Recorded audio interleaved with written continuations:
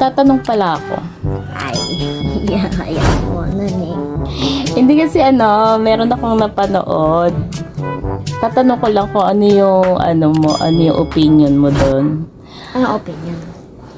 Excuse me. Naniniwala ka ba na... Wait lang, ano to? Naniniwala ka ba na ang tao nanggaling sa monkey? Galing yun sa tiyan ng mama. Kaya, ay hindi. Ay, ano nga po yung tanong mo ulit? Ano daw? Ay, saan po galing yung mga tao? Sa monkey ba? Oo. Hindi, sa God po. Ay, kasi po siya po yung gumagawa ng mga persons. Paano ginawa ni God? Kasi yung monkey, di ba, para siyang tao. Di. Meron siyang, siya, natuturuan din siya. May video kasi akong nakita kanina lang. Na natuturuan siya, nauutusan siya, ganun.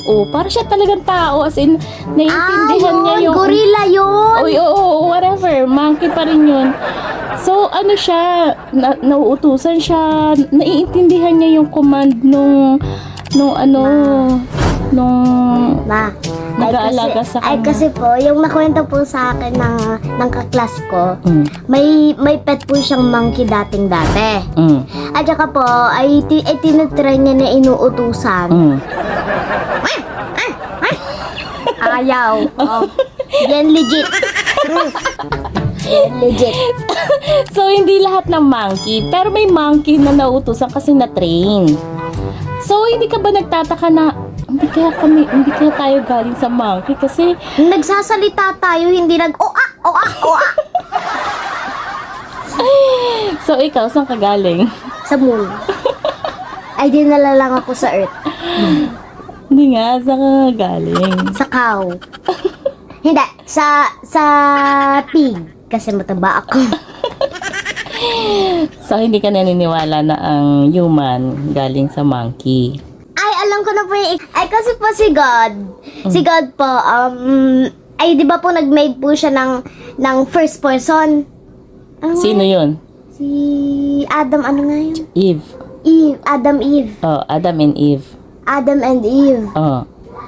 Kapag po si Eve na anak, at saka nag-grow up po yung na anak, Ano mga maanak, grow up. Maanak, grow up. Madadami na yung mga tao. Paano dumami? Ay kasi po, para halimbawa, si Eve, kapag naanak siya, kapag naging pregnant siya, may baby na siya. At saka kapag tumanda na siya, na naging adult, na magiging pregnant na din, taas, pregnant, taas. Bakit nagpe-pregnant? Hindi ko alam sa kanya, tanongin mo.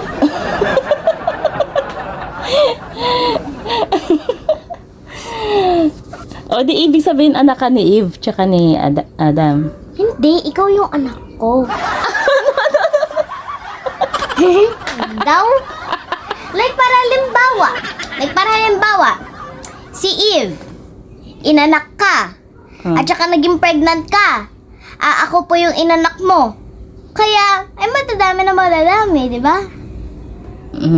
Bakit ako nabuntis? Bakit ako nabuntis? Kasi babae ka eh. kaya nga po sinabi ko, sana naging lalaki na ako. Sana ay pa rin, hindi na ako maanak.